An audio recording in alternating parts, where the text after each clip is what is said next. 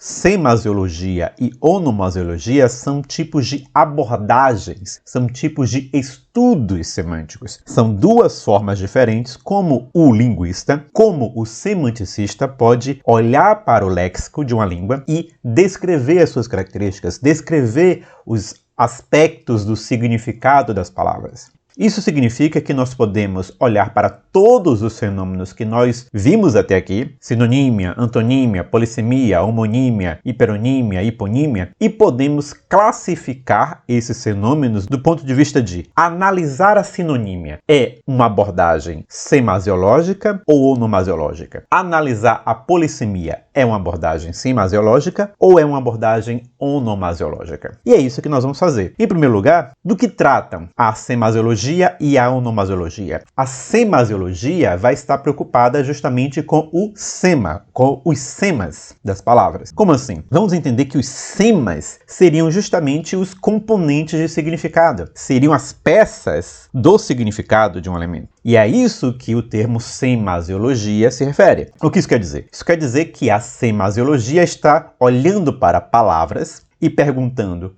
quais são os significados que estão associados a essa palavra. A onomasiologia vai fazer o oposto. Vamos para alguns exemplos para clarificar isso aí. Vamos pensar em medo, por exemplo. Nós podemos pensar em medo como a palavra medo ou medo como o conceito. Vamos fazer as duas coisas. Primeiro vamos pensar no substantivo medo. Esse substantivo medo tem determinados significados. Se você estiver preocupado em descrever quais são os significados que essa palavra tem, você está preocupado em fazer uma abordagem semasiológica. Para focar em outro exemplo que tratamos nos vídeos anteriores, vamos pensar na palavra armário. E vamos pensar o seguinte: quais são os significados associados a essa palavra? Quais são os vários significados que ela tem? Ou quais são os vários significados que ela já teve ao longo da história? Nós vimos num vídeo anterior que a palavra armário era uma palavra que significava, que se referia ao local onde se guardavam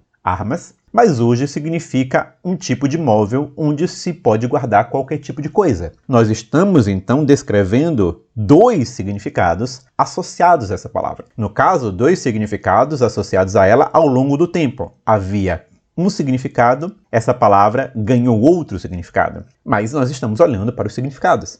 Então, quando olhamos para uma sincronia, para um momento específico no tempo e vemos quais são os vários significados que uma palavra tem, isso é polissemia. Nós estamos vendo se aquela palavra é polissêmica e quais são os vários significados associados a ela. Essa é uma abordagem semasiológica. Então, basicamente, semasiologia e onomasiologia são dois tipos de abordagens da semântica lexical em que nós mantemos fixo um elemento e buscamos o outro. Quando nós mantemos fixo o termo e buscamos os significados associados a esse termo, seja na sincronia, seja na diacronia, nós estamos com uma abordagem semasiológica. Quando nós fazemos o oposto, nós mantemos fixo o conceito e procuramos quais são os vários termos que realizam esse conceito, nós estamos fazendo uma abordagem onomasiológica. Se nós pegarmos uma palavra qualquer e procurarmos quais foram os vários significados que essa palavra teve ao longo do tempo,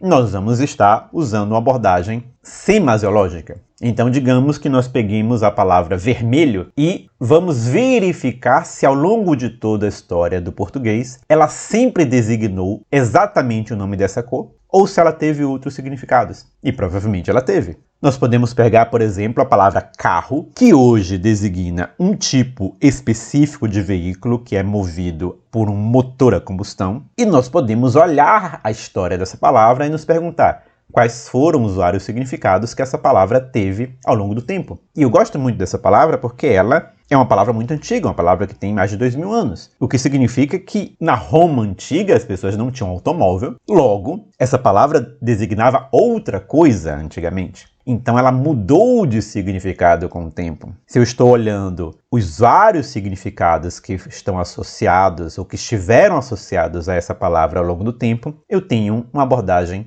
semasiológica. Nesse vídeo ficamos por aqui. Eu agradeço a todos os membros do canal. Se você gostou, curta, comente, compartilhe. Considere se inscrever, tornar-se membro.